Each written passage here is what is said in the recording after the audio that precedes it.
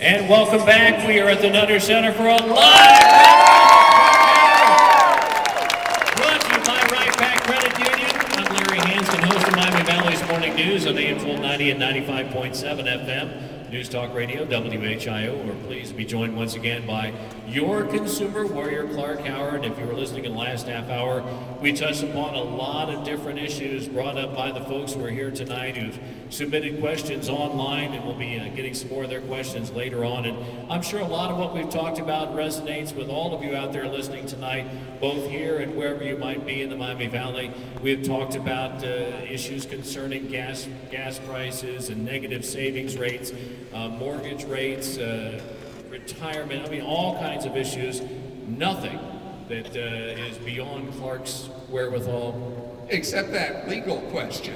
Yeah, remember we had that legal question? And everyone's eyes rolled over to the back of their heads on that one. Okay, here's one for you. Okay, this is from Cindy Howard. Hopefully no relation. I don't know, depends on what she has to say. Well, she wants to, is it a good idea to take money from her IRA to pay off a mortgage if the tax penalty is less than the interest that would be paid on a 5.5% mortgage?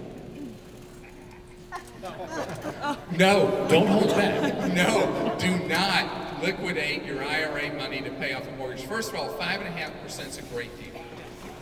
If it's fixed for the life of the loan, 5.5% is such a good rate that you would never want to pay that off by doing something like a premature withdrawal from an IRA. On the IRA, you got the federal penalty plus the tax. The average amount of somebody premature withdraws from an IRA, which means before 59.5, the average tax and penalty is 40% if you do an early withdrawal of an IRA. So you don't want to pay 40% tax to extinguish a 5.5% mortgage, especially because 5.5% is such a good deal. Is there ever a situation in which, I mean, how dire a circumstance does it need to be for you to liquidate, whether it's an IRA or any other type of long-range retirement savings?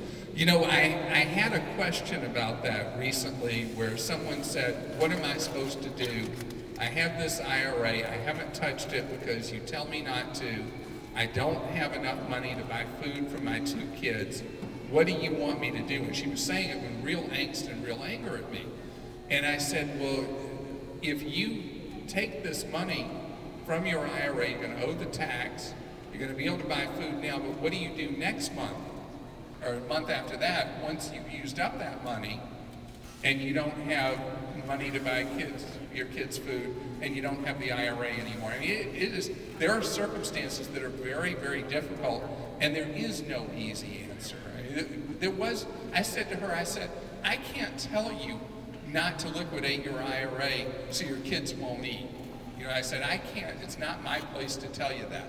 But if you ask me if that was something I would do, I said, no, I wouldn't. But then again, I mean, let's face it, if I was sitting there and I didn't have food for my kids, all I'm thinking about is I want to get food on the table for them. And even though I know the overall picture, it doesn't make sense to do that, I might take that money and do the same thing she wanted